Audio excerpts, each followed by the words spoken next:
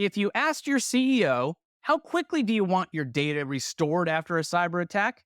What do you think their answer would be? I guarantee you, most of them would probably say less than an hour.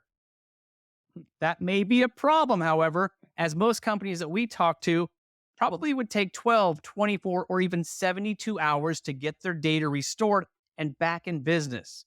So you may ask, is it even possible to restore backed up data in less than 60 minutes? It is, but only if you take the right steps when you build your data protection and recovery plan.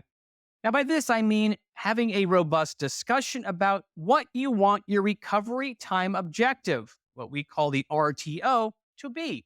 Now, an RTO of 60 minutes is entirely possible, but the decision will have implication in terms of cost, configuration, and, of course, expertise.